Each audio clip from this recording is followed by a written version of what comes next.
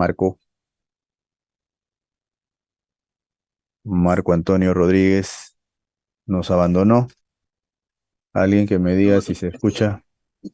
Doctor, buenas noches. Sí se escucha y se puede ver. Perfecto. ¿Quién me habla? Sofía Carranza. Sofía Carranza. Ahora sí está decente y temprano, Sofía. Muy bien, ¿ah? Correcto. Entonces procedemos a empezar. A ver, hablemos entonces sobre hemostasia y cuando hablemos de hemostasia nos vamos a referir a lo que todos ustedes conocían hasta esta época como coagulación, ¿no? O sea, cuando te produce una herida, cuando aparece una herida por algún trauma, alguna lesión, pues entonces, y esa lesión produce sangrado, entonces luego se produce la hemostasia, ¿no? Lo que todos decimos, se va a coagular, ¿no? Esa coagulación tiene un proceso. Ese proceso se conoce como hemostasia, por lo tanto, tiene fases. Las fases que vamos a revisar son estas: vascular, plaquetaria, coagulación, que es una fase en sí. O sea, la coagulación es parte de una de las fases de la hemostasia. Y finalmente la degradación del coágulo, que termina siendo la fibrinólisis. ¿De acuerdo? Eso es lo que vamos a hablar. Y en eso consiste los objetivos de la charla. A ver, eh, si se produce una lesión, como ustedes pueden ver en este caso, se produce una lesión y el mecanismo que va a evitar pues las pérdidas de sangre es un mecanismo muy antiguo conocido como hemostasia, ¿de acuerdo? La hemostasia va a ser definida como una hemostasia que puede ser primaria o puede ser secundaria, incluso terciaria, ¿de acuerdo? ¿Cómo lo vamos a ver? En las siguientes diapositivas. Miren ustedes, primaria, secundaria y terciaria. Son etapas de la hemostasia en sí, ¿de acuerdo? La fase o la etapa primaria, también conocido como fase celular, dura hasta 5 minutos, entre 3 a 5 minutos. Y acá la idea es básicamente un- una respuesta rápida, ¿no? Ante, ante este problema causado o ante esta hemorragia, ¿no? Que aparece repentinamente. ¿Cuál es la respuesta? Básicamente vasoconstricción y una respuesta plaquetaria, ¿no? Que consiste en la adhesión y agregación plaquetaria. Esto con el fin de que, con el fin de formar un tapón inestable, ¿no? También conocido como tapón blanco, también conocido como tapón plaquetario, ¿de acuerdo?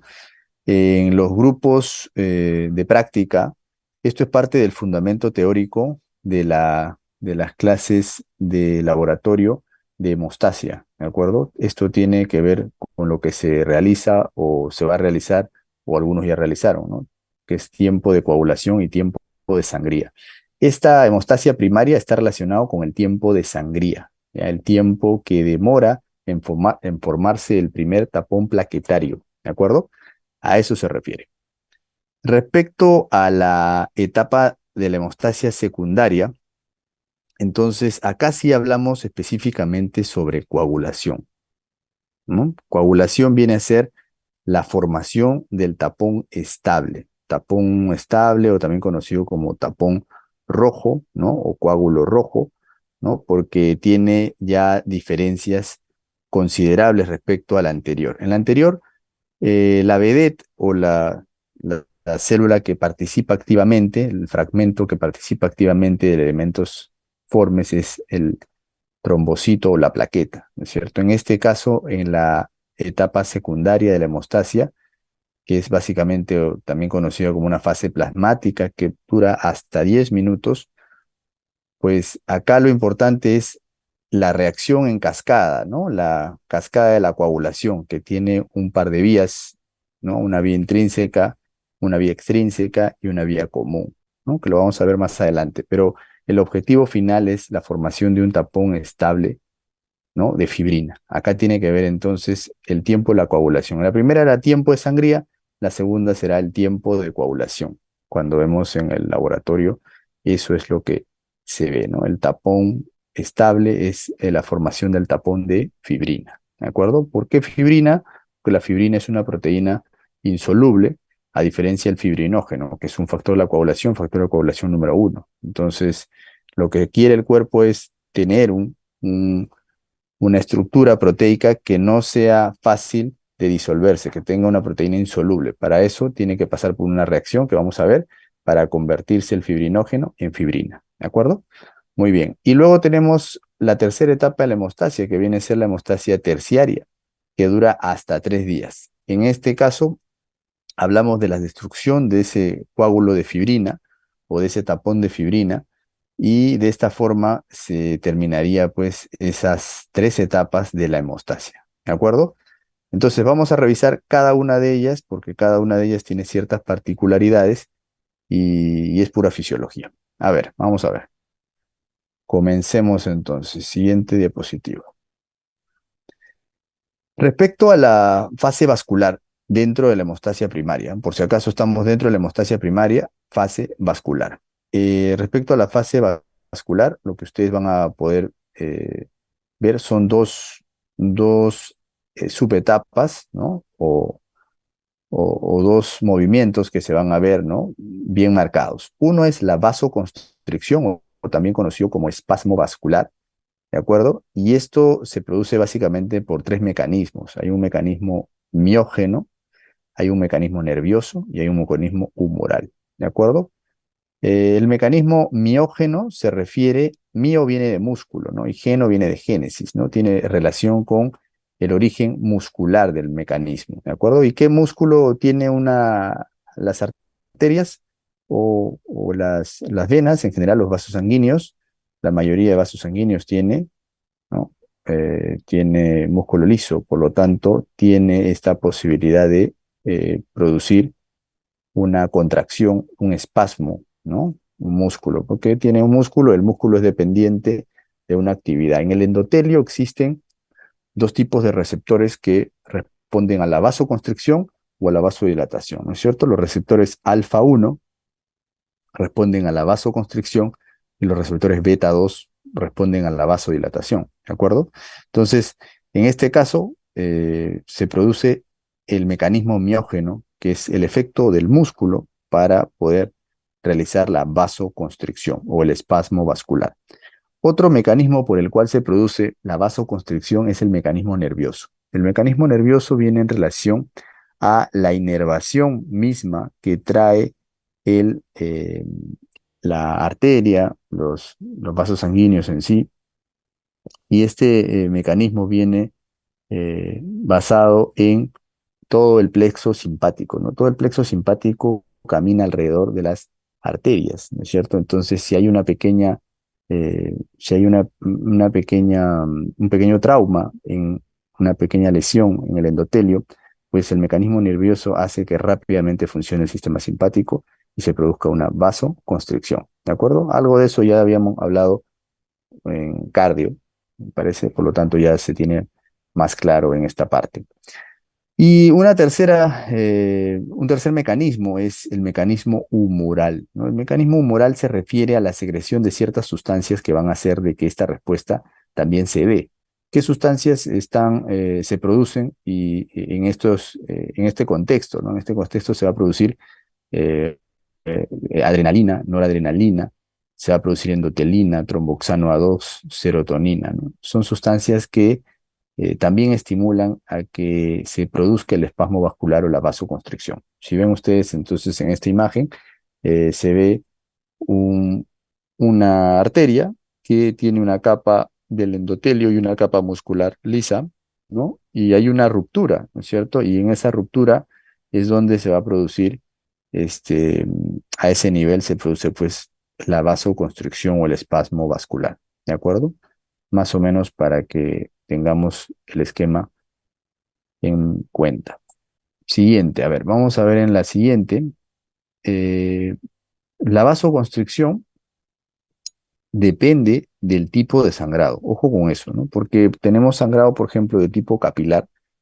Capilar, lo hemos visto, por ejemplo, cuando hemos hecho eh, las prácticas en las cuales sacamos en la de grupos sanguíneos, por ejemplo, en algunos grupos hemos hecho, en otros grupos todavía no hemos hecho, pero por ejemplo, se toma eh, la muestra de sangre capilar, ¿no es cierto? También para la prueba de microhematocrito también se hace con sangre capilar, ¿no es cierto? Y tiene una coloración diferente a la sangre venosa o arterial, ¿no es cierto?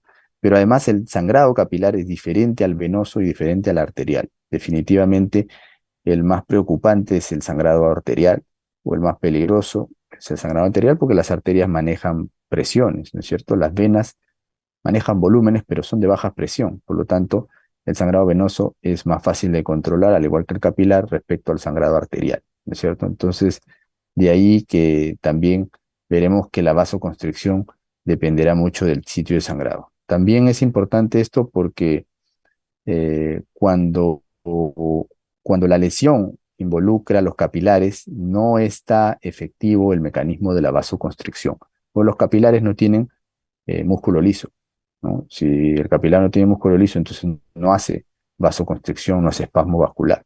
Por lo tanto, no es su forma. Entonces, ¿cómo es que puede tener el sangrado? Porque como la lesión es pequeña, ¿no? Como cuando se hace también la toma del tiempo de sangría, por ejemplo, se usa el lóbulo de la oreja, ¿no? Y a ese nivel se hace un pequeño piquete con la lanceta para ver en cuánto tiempo se detiene de forma natural el sangrado, ¿no es cierto? En esa zona, no, tampoco no aparece, es una zona de sangrado, eh, es una zona de sangrado capilar, es una zona de circulación terminal, por lo tanto, no podríamos pensar que el espasmo vascular es la razón por la cual se ha detenido el sangrado. En esos casos del sangrado capilar, la razón para que se detenga el sangrado es justamente el tiempo de sangría. O sea, en otras palabras, las plaquetas. La función plaquetaria es la que va a determinar aquí el que pare el sangrado, ¿no es cierto?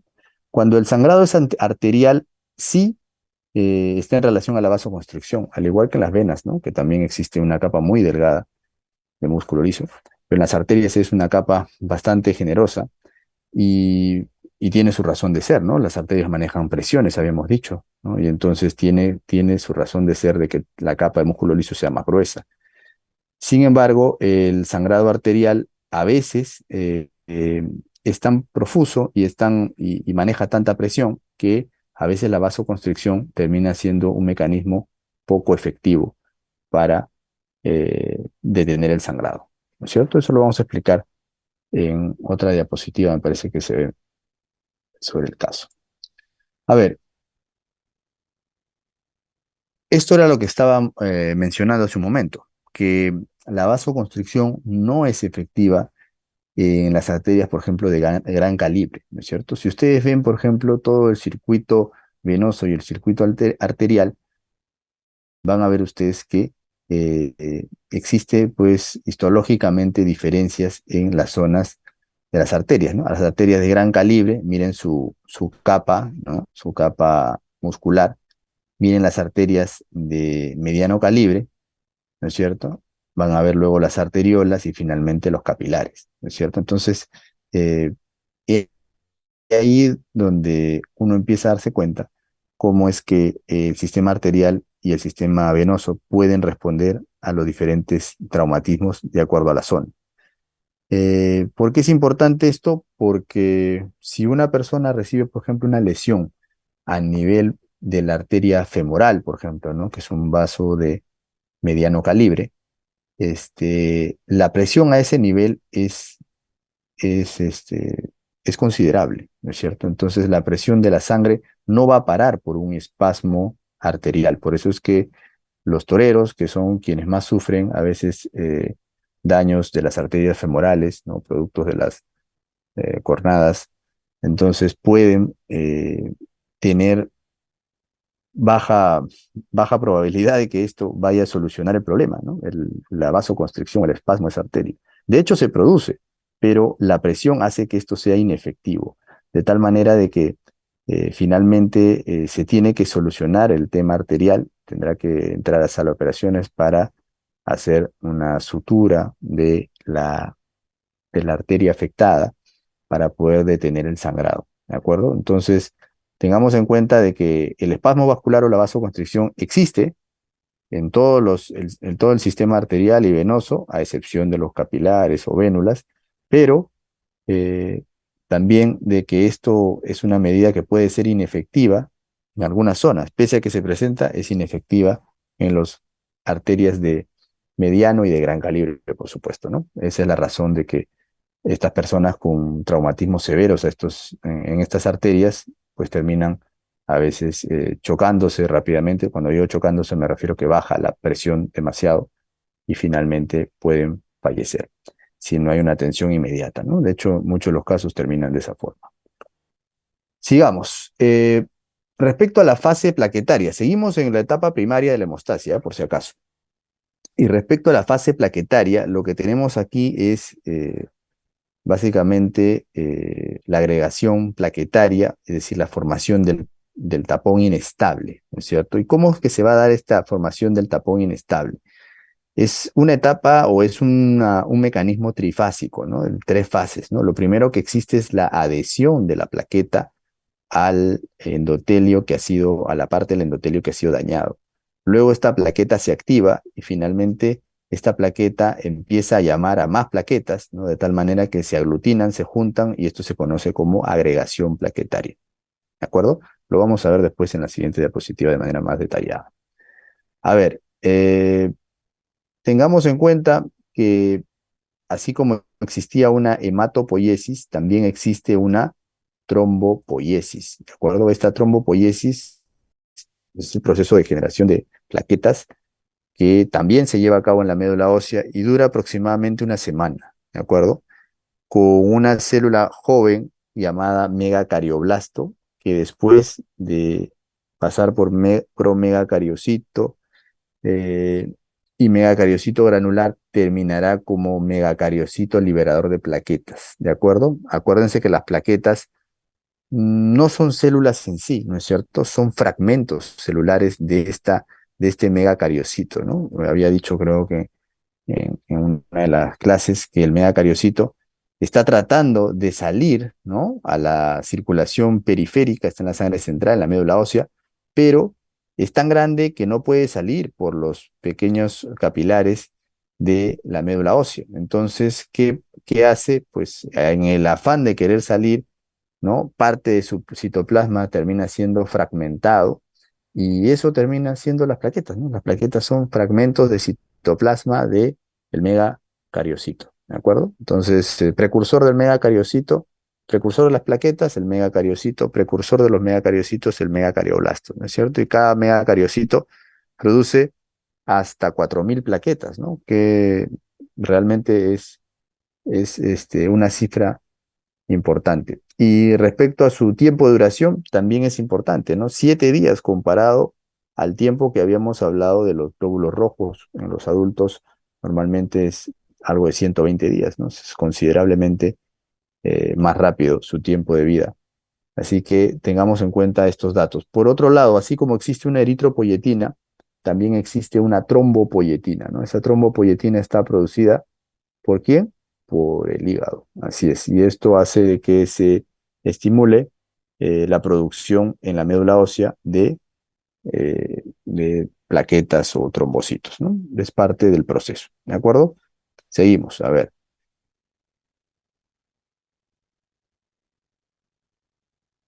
¿Cómo es el tema de la producción al día de plaquetas, ¿no? Es realmente en esta imagen ustedes pueden ver, es una imagen un poco antigua, ¿no? Pero explica bien lo que decíamos hace un momento, ¿no? El megacariocito finalmente tratando de querer salir a la circulación periférica, ¿no? Por unos pequeños espacios, los capilares, ¿no? Y se emiten pues como si fueran unos pseudópodos, ¿no? De su citoplasma. Trata de querer salir, pero es bien grande, no puede salir. La misma sangre termina cortando parte de esto y eso finalmente es el resultado de las plaquetas. La producción aproximada en el adulto humano, 100 millones de plaquetas al día, así de importante. Sin embargo, 100 millones, ¿ah? No se olviden de que si bien es cierto en la circulación periférica, en la sangre periférica tenemos entre 150.000 a 350.000 plaquetas por microlitro, eso no quiere decir que exista un pool de reserva de plaquetas, ¿no? Este pool de reserva se encuentra obviamente en la médula ósea, pero también en los órganos, ¿no? Se encuentra directamente en los órganos para poder actuar, ¿no es cierto? O sea, cada parte de nuestro cuerpo tiene una reserva, especialmente las vísceras tienen una reserva, ¿no? Los pulmones, el hígado tienen reserva de plaquetas, de tal manera que pueden actuar más rápidamente en esas zonas. Y esta cantidad de plaquetas puede incrementarse hasta 20 veces, ¿no? O sea, es realmente impresionante. A ver, vamos a seguir. No avanza, no sé por qué. Ya que estamos. Estructura de las plaquetas. ¿Cómo es la estructura plaquetaria? Al igual que otros fragmentos que hemos revisado, debe tener ciertas organelas, ¿no? Lo más importante de todo esto es eh, estos gránulos, los gránulos densos y los gránulos alfa, que están en el recuadro en rojo, ¿de acuerdo? Gránulos densos, ADP, ATP, calcio, serotonina, ¿de acuerdo? Y gránulos alfa, proteínas adhesivas, factores de la coagulación y factores de crecimiento, ¿de acuerdo? Las plaquetas tienen moduladores o factores de crecimiento. Muy importante. ¿Tienen mitocondrias? ¿Mm? Sí, tienen mitocondrias, a diferencia de los glóbulos rojos, ¿ah? Por si acaso. A ver, seguimos. La siguiente diapositiva. Este es sobre los gránulos alfa y los gránulos densos. Respecto a los gránulos alfa, porque los densos creo que ya hemos conversado un poco, sobre los gránulos alfa, ¿cuáles son los más importantes? De todas maneras, beta tromboglobulina, fibrinógeno, factor quimiotático, trombospondina y factor de crecimiento derivado de las plaquetas. Este último que dice PDGF es factor de crecimiento derivado de las plaquetas. ¿De acuerdo? Y algo más que me estoy olvidando, el FP4, que es el factor que inactiva la heparina, el FP4. ¿Listo? Seguimos. A ver, ¿cómo es que se produce? Seguimos en la hemostasia primaria, en la etapa de la hemostasia primaria y en la fase plaquetaria a su vez. ¿Cómo es que se produce esta adhesión plaquetaria? ¿De acuerdo? Habíamos dicho que era un mecanismo trifásico, ¿no? En la fase plaquetaria había adhesión, había activación y había agregación, ¿de acuerdo? En este caso vamos a ver qué pasa con la adhesión plaquetaria. Para que exista adhesión plaquetaria, tiene que haber primero una ruptura de la matriz subendotelial, ¿no es cierto? El endotelio tiene que sufrir una ruptura y este endotelio va a exponer, ¿no? El subendotelio va a exponer colágeno, y en el colágeno, en las fibras de colágeno, se expone a su vez un factor conocido como factor de von Willebrand, ¿de acuerdo? Ese factor de von Willebrand se va a unir. ¿Se va a unir a quién? A la proteína que está en la plaqueta, o al receptor de la plaqueta, que es el GP1B, ¿de acuerdo? Ese receptor GP1B se va a unir al factor de von Willebrand que se encuentra en las fibras de colágeno de la matriz subendotelial, ¿de acuerdo? Y ahí es cuando se produce la adhesión plaquetaria, ¿de acuerdo? Correcto. Sigamos entonces. ¿Cómo es que se produce la activación? La activación se da mediante la acción de estos factores que habíamos hablado ya que tenía la misma plaqueta, ¿no? La plaqueta tiene, una vez que se adhiere con su receptor GP1B al factor de von Willebrand, se activa. ¿Cómo se activa? Secretando sus propios gránulos, ¿no es cierto? Secreta ADP, serotonina, adrenalina, tromboxano A2, noradrenalina, endotelina, ¿de acuerdo? Y de esta manera se activa, ¿de acuerdo? ¿Y qué le permite la activación? La activación le permite varias cosas. Por ejemplo, le permite realizar algo que se conoce como metamorfosis viscosa. ¿Qué quiere decir? Metamorfosis viene de cambio, ¿no? Cambio de forma, y la forma que va a cambiar es a una formación en la cual se van a encontrar pseudópodos, ¿no? Empieza a emitir pseudópodos la plaqueta, de tal manera que son como brazos que va a permitir que se unan otras plaquetas adicionales, ¿no es cierto? Y va a permitir también que se pueda activar, ¿no? La plaqueta puede activar un receptor, otro receptor, mejor dicho, que es el receptor GP2B3A, y se produzca a su vez síntesis de tromboxano y secreción o liberación del contenido de sus gránulos, que habíamos dicho, gránulos densos y gránulos alfa, y la activación procoagulante de la membrana por una proteína que es FP3, ¿de acuerdo? Todas estas cosas podemos ver nosotros en la activación plaquetaria. Ahora, ¿cómo es que se da finalmente la agregación plaquetaria? Ya hemos visto que esta plaqueta que estaba activada, o que se ha activado, ¿no? Ha emitido pseudópodos porque ha sido producto de esa transformación de forma que se llama metamorfosis viscosa, y esa plaqueta que está activada, eh, y ya que previamente ha sido obviamente ya adherida, ¿no?, a la zona de la lesión del endotelio, se va a unir, ¿no es cierto? Se va a agregar. ¿Cómo es que se va a agregar una plaqueta con otra? ¿Cómo es que se va a unir una plaqueta con otra? Ahí ven en la imagen. La clave está en estos receptores que están entre plaqueta y plaqueta. Esos receptores son los receptores GP2B3A. Estos de acá en amarillito, por ejemplo, según el esquema, ¿no? GP2B3A. ¿Y qué es lo que va a permitir que se una?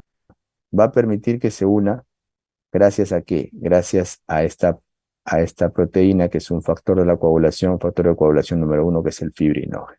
El fibrinógeno va entonces a unir a ambos receptores de plaquetas diferentes para que se puedan agregar uno tras otro, ¿de acuerdo? O sea, no se va a unir por los pseudópodos, ¿no?, en la metamorfosis viscosa, sino que se va a unir en la agregación, se va a unir, ¿no?, gracias a que existe fibrinógeno, y ese fibrinógeno va a servir de puente entre los receptores GP2B y 3A, ¿de acuerdo?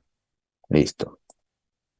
Para verlo más específico, a ver, receptores de la membrana de las plaquetas. Ustedes ven acá entre plaqueta y plaqueta, ¿no es cierto? Vamos a ver primero que la célula, la matriz subendotelial expone ese factor de von Willebrand que está en el colágeno, y existe ahí un receptor, acá, el receptor GP1B, ¿no es cierto?, que está en las plaquetas. Se une y luego de esto empieza la activación. ¿Cómo se activa? Ahí está el ADP, ¿no es cierto? Empieza a activarse, habíamos dicho serotonina y otras cosas más, tromboxano A2 y todo lo que habíamos mencionado. Y luego tenemos que se va a agregar. ¿Cómo se va a agregar? Se va a agregar o de una plaqueta a otra gracias a sus receptores GP2B3A y a una proteína que es soluble, que es el fibrinógeno. ¿De acuerdo? De esa manera sencilla se produce ese proceso de adhesión, activación y agregación. ¿Correcto? Listo. Seguimos. ¿Qué más? ¿Cuál es la idea? ¿Cuál es la idea de que el fibrinógeno termine convirtiéndose en fibrina? Pues que sea una proteína insoluble, ¿no? Porque si es una proteína soluble, no, no me va a servir, ¿no? Lo que queremos es que no se olviden que la mayor cantidad de plasma es agua, ¿no? Y si es agua y es una proteína soluble, entonces no va a servir. Tiene que ser una proteína insoluble para que pueda mantener la matriz de el tapón o la estabilidad del tapón, ¿no es cierto? Eso es la razón por la cual se quiere pasar de fibrinógeno a fibrina, ¿de acuerdo? Y esa es la idea. Y no se olviden que la última fase es la fibrinólisis, ¿no? Porque ya esa es la degradación de la fibrina, ¿correcto? Muy bien. A ver, entonces ya pasamos con eso a la cascada de la coagulación. Ya estamos en la segunda etapa, por si acaso. En la segunda etapa, se deben haber perdido, voy a, si gustan, repetir. Estamos en la etapa ya de la coagulación. ¿Y qué pasa acá? Tenemos que ver que se va a producir la cascada de la coagulación. Para los que ven la parte, los que han hecho o los que van a hacer, y está, ¿no?, el laboratorio de tiempo de coagulación, esto es importante, ¿no? El tiempo de coagulación, que dura de entre 5 a 10 minutos, promedio 7 minutos, está mediado justamente por estas dos vías y una vía común, ¿no? Una vía intrínseca, una vía extrínseca y una vía común, ¿de acuerdo? La vía intrínseca, como su nombre lo dice, tiene que ver con el propio tejido dañado, ¿no?, que es el vaso sanguíneo. ¿Por qué? Porque tiene que ver con el colágeno que está en el propio tejido, ¿no? El factor de von Willebrand está en la matriz subendotelial, ¿no es cierto? Y ahí empieza todo el tema. Y la vía extrínseca tiene que ver con la ruptura de la membrana, ¿correcto? La ruptura de la membrana, lo vamos a ver, la vía extrínseca tiene que ver entonces con el factor 7 de la coagulación y la vía intrínseca tiene que ver con el factor 12 de la coagulación. ¿De acuerdo? Entonces, de esta manera vamos a terminar en una vía común. En la vía común hablamos del factor 10. Finalmente, todos estos factores se tienen que activar y la idea es de que la trombina tiene que transformar el fibrinógeno en fibrina. ¿De acuerdo? Vamos a ver en la siguiente diapositiva. Es un poco que no se puede entender sencillo, pero creo que acá lo vamos a entender mejor. Miren ustedes, ¿ah? Empezamos con la vía intrínseca. En la vía intrínseca empezaba el factor 12, como le decía, ¿no? El factor 12 eh, que está haciendo, que se va a activar por efecto de la superficie de la matriz subendotelial, va a terminar activándose este factor 12 y cuando ven al costado A significa que está activo, ¿no? Y así cada uno, el 12A activará al 11, el 11 al 10 y así tenemos que por efecto de la activación de todos estos terminarán finalmente en una vía común, que es el factor 10, ¿de acuerdo? Entonces la vía común está en verde, que es el factor 10 a 10 activado. ¿Cómo es que se va a unir? Ya habíamos dicho, la vía intrínseca inicia con el factor 12, mientras que la vía extrínseca inicia con el factor 7 de la coagulación. Muy importante eso sí tenerlo claro. Iniciamos con el factor 7, se va a activar, a su vez va a haber un factor tisular y siempre está metido el calcio en ambas vías, ¿ah? Por si acaso. No solamente acá, también en otros. Por cierto, el calcio es un factor de la coagulación, ¿no? El factor de la coagulación es el factor 4. Muy bien. Este factor 10 que termina siendo activado, que se termina activando, finalmente va a terminar también activando al factor 5, ¿no? Unos, como si ustedes se dan cuenta, va de más a menos, ¿no? Empieza en el 12 y termina acá por acá en el 5, ¿no? Y luego el 5 va a terminar incluso en el 2 para pasar finalmente al 1. ¿Cuál era el 1? El factor fibrinógeno. El fibrinógeno termina activándose. ¿De acuerdo? Entonces, todo este diagrama no es indispensable saberlo, por supuesto. Lo que sí es necesario saber es con qué empieza y con qué termina. Con qué empieza y con qué termina. Eso es lo más importante. ¿De acuerdo? Seguimos. A ver, ¿cuáles son los factores de la coagulación? ¿Ah? Los factores de la coagulación son 13, ¿ah? Son 13, pero claro, si contamos, en verdad son 12, ¿no? O sea, son 12, son 13 en romanos, ¿no? Pero 12 finalmente porque el factor 6 no existe, por si acaso. O sea, sí existe, pero terminó siendo el factor 5 activado. O sea, hubo una confusión, ¿no? Y cuando encontraron el factor, finalmente terminó siendo el 5 activado, ya no era el factor 6, ¿no? Pero ya pasó a ser el otro el 7, el 8 y así quedó, ¿no es cierto? Entonces ahí están viendo algunos factores importantes aparte del fibrinógeno, la protrombina, que es el número 2, el factor tisular, que es el factor 3, el calcio, que es el 4. Profesor, ¿está leyendo todo? Si todos son importantes, sí, los primeros 4 sí.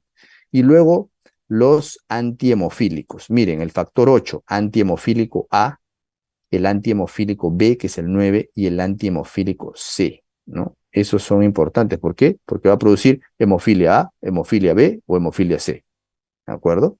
El factor 12, que es el factor de Hagemann, y el último en descubrirse fue el factor 13, que lo vamos a ver en una de las diapositivas también, que es el estabilizador de la fibrina, ¿no? Tiene varios nombres, fibrinasa y todo eso, ¿no? Muy bien. El audio, por favor, de alguien que se ha prendido. Gracias. A ver, sigamos. Respecto al tiempo de vida media de los factores de la coagulación. Ahí estamos poniendo todos los factores de la coagulación, incluyendo la proteína C, la proteína S, la antitrombina, ¿no? Si ustedes ven, ya está en un recuadro rojo para que ustedes se den cuenta cómo puede ser alguno en horas, ¿no? Por ejemplo, el factor 7, ¿no? Solamente es hasta 6 horas. O por ejemplo, la concentración en el plasma del factor 8, ¿no? 0,1 microgramos por mililitro. Muy pequeño, ¿no? Muy fino realmente la precisión que tiene el sistema para poder regular toda esta vía. ¿De acuerdo? Bien, sigamos. Entonces, las etapas de la coagulación. Seguíamos en la hemostasia secundaria.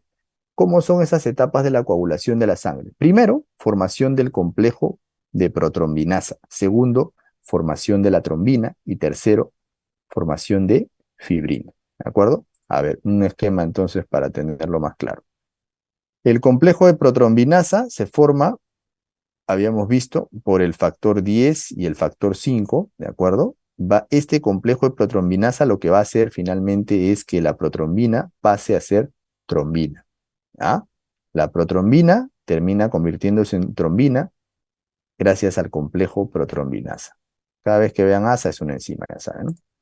Y luego, ¿qué va a hacer esta trombina? Lo que va a hacer la trombina es justamente catalizar el fibrinógeno a fibrina, ¿no? Transformarlo a fibrina. ¿Por qué? Porque lo que queremos es que esta proteína, que es soluble, que es el factor 1 de la coagulación, termine pasando a ser fibrina, que es una proteína insoluble, ¿no? De tal manera que va a dar la estabilidad. ¿Y y con qué vamos a estabilizar esa fibrina? Con el factor 13. El 13 termina activándose para dar el factor estabilizante o estabilizador de la fibrina, ¿cierto? De tal manera que de esa forma termina estructurándose la fibrina como una malla, ¿no? Termina siendo así, ¿no? Como una malla. Esa proteína fibrilar insoluble termina formándose o termina viéndose de esa forma, como una malla. ¿Ya? Bien. ¿Qué es lo que habría que hacer hincapié en esto? Y esto viene también de bioquímica, viene de biología, viene en verdad de varias materias, y si lo repetimos siempre es porque tiene mucho de importancia, ¿no es cierto? Que es la síntesis de factores de vitamina K o dependientes de vitamina K, ¿no? Los factores de la coagulación están producidos en el hígado, por si acaso, sintetizados en el hígado, pero para que se produzca su síntesis, alguno de los factores es dependiente de la hidroquinona o de la vitamina K, ¿de acuerdo? Que es lo mismo. ¿Qué cosa es lo que hace la vitamina K? Produce una gamma carboxilación para que algunos factores puedan producirse. ¿Qué factores son esos? Ya ustedes saben, pero les recuerdo: el 2, el 7, el 9, el 10, la proteína C, la proteína S, ¿cierto? Tengamos claro eso. PIPK son las siglas en inglés de la ausencia de proteínas inducidas por la vitamina K, ¿no? O sea, a una deficiencia de estas proteínas, lo que va a pasar es que no se sintetice adecuadamente, ¿no es cierto? Estos factores de la coagulación. No se olviden que la vitamina K nosotros no la producimos, ¿no? Tenemos que, nos ayudan a producirla. ¿Quiénes la sintetizan? Las bacterias que viven en el colon, ¿no es cierto? Por eso es que es muy importante que existan esas bacterias en el colon, y por eso es que también cuando nace un recién nacido le administran vitamina K, ¿no? Justamente le administran vitamina K como parte de alguna de las inmunizaciones que recibe, ¿no? Vacunas me refiero. Aparte de eso, también le ponen vitamina K. ¿Por qué? Porque si se supone que el recién nacido no tiene presencia, está, el intestino está... O lo Mm, que puedas sobre para que Pueden apagar su audio, por favor. Su audio, gracias. La síntesis de vitamina K no es posible en el recién nacido porque no tiene presencia de bacterias en el colon, ¿no? Recién cuando sale, ¿no?, a la luz, ¿no? Recién cuando aparece en el medio ambiente empieza a llenarse, a colonizarse de diferentes bacterias en diferentes partes del cuerpo. Por lo tanto, en ese momento no lo tiene y no hay quien sintetice por él vitamina K, ¿no es cierto? Entonces podría sufrir de algo que se llama como enfermedad hemorrágica del recién nacido, que ya no se ve gracias a que existe esta prevención haciendo el uso de la vitamina K. ¿De acuerdo? Muy bien. A ver, y esto es para ver la última fase, que es la fibrinólisis, ¿no? ¿Cómo es que se procede o cómo es que se da este proceso de fibrinólisis? Las células del endotelio vascular dañadas, ya habíamos dicho que van a secretar a su vez activadores del plasminógeno, y este plasminógeno lo que va a hacer es que se convierta, existe un factor inhibidor del plasminógeno, un inhibidor del plasminógeno activado, es este que dice PAI, ¿no? Inhibidor del plasminógeno activado, de tal manera de que el plasminógeno se transforma en plasmina. ¿de acuerdo? Hay inhibidores de este PAI, por si acaso, que es lo que se pueden usar, eso lo van a ver en fármaco. Y este plasminógeno termina, pues, por efecto de estos activadores del plasminógeno, termina eh, pasando de plasminógeno a plasmina, ¿de acuerdo? Y la plasmina, a su vez, es la encargada de pasar o de degradar finalmente la fibrina, ¿no es cierto? La plasmina se encarga de degradar la fibrina. Eso es lo importante de recordar. La plasmina es la encargada de degradar la fibrina, de tal manera que también habrán usos clínicos para tener en cuenta inhibidores de la plasmina, ¿no es cierto? ¿En qué casos? En los casos que queremos detener el sangrado, ¿no es cierto? Queremos que no se pierda, ¿no es cierto? Que no se forme, ¿no? Coágulo en algunas partes, ¿no? Por ejemplo, una arteria cerebral. No queremos, damos inhibidores de plasmina, ¿no es cierto? ¿Para qué? Para que se disuelva un coágulo, un trombo, ¿no es cierto? En este caso queremos que haga su trabajo tal cual, pero a veces no queremos que pase eso. Y entonces, ¿qué hacemos? Usamos inhibidores de plasmina, ¿no? Entonces, para poder entender eso bien, hay que conocer la fisiología. Y muy bien, eso creo que es todo. No sé si existe alguna duda, pregunta o consulta. Estoy ya no a responder. He tratado de sintetizar al máximo lo que se ha podido. Marco, ¿se escuchó bien? Hola, doctor. Sí, se escucha bien. ¿Se escuchó bien y se grabó bien? Para que todos lo puedan entender, por favor, compartir la información con el resto de sus compañeros para que tengan el acceso necesario. No se olviden que el examen es el día lunes y creo que es, como siempre, a la 1 de la tarde. ¿Alguna duda, pregunta o consulta, por favor? No voy a pasar asistencia Profesor, porque obviamente consulta. estamos en una situación que no es parte de lo normal, ¿no? Sí, había alguien que quería participar, perdón. Sí, profesor, una consulta. En la parte de activación Sí, hepática de los factores de coagulación, ¿cree que podría volver a explicar cómo la carboxilación va a dar el oxígeno y el otro, por favor? No llegué a entender bien esa parte. a ver, vamos a ver acá, vamos a ver si lo podemos presentar acá. A ver, ya. No les he hecho precisión a esta parte de la carboxilación porque esto ya es pura bioquímica, ¿no? Esto ya es pura bioquímica, no vamos a ir a eso, ¿no? La gamma carboxilación que tiene como productos el oxígeno, este 2 viene acá del oxígeno, por si acaso, y tiene CO2, y luego acá lo importante es que la gamma carboxilación termina produciendo uno de los factores de la coagulación, el factor de coagulación número 2, que es la protrombina, ¿de acuerdo? Eso es lo importante, ¿se entiende? En sí, profesor, gracias. Ok, perfecto. ¿Alguien más que tenga alguna duda, pregunta, consulta? Es momento de hacerlo, por favor. Sí.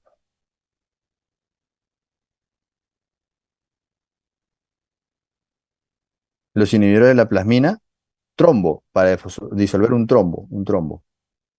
O sea, porque imagínate, si tú tienes si tienes una herida en la pierna, ¿no es cierto? Y necesitas un coágulo para que esté ahí, ¿no?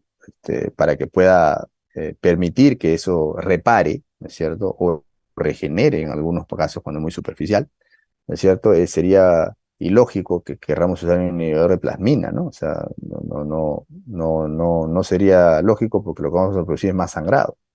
Pero en el caso, por ejemplo, de una persona que sufre un accidente cerebrovascular por efecto de, por ejemplo, de que el corazón late de manera rítmica, ¿no? No late bien, y entonces, como no hay una buena contracción, no le da un tiempo suficiente como para que la sangre pueda moverse adecuadamente, se forman coágulos.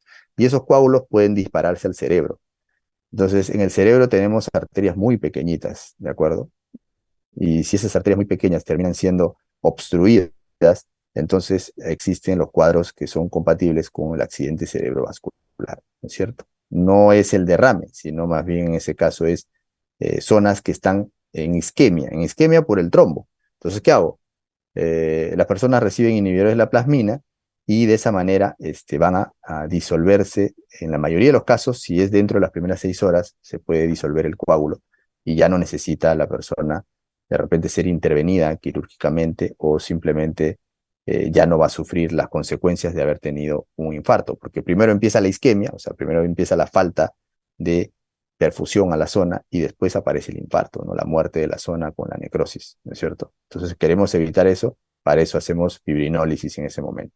Pero podríamos usar también inhibidores del plasminógeno activado, ¿no? También, los PAI también se pueden usar. Son cosas que están acá en el recuadro, han estado adicionales, ¿no? O sea, no es, no es algo que tengan que tenerlo en consideración ahorita en fisiología, pero sí probablemente cuando lleven farmacología.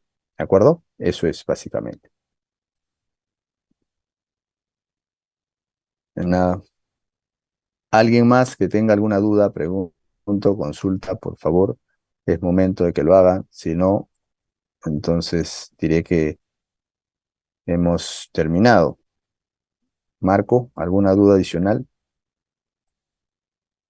No, Pueden doctor, por mi parte preguntar. no. Muy bien, entonces les agradezco a todos por su tiempo, les agradezco a todos por haber venido, los que han podido venir, y por favor a los delegados de ambos grupos compartan con sus compañeros que no han tenido la posibilidad, sea por la razón que fuera, de estar presente. ¿De acuerdo? Éxitos a todos en el examen del día lunes. Estudien, por favor. Gracias nuevamente. Nos vemos. Gracias, doctor. Gracias, doctor.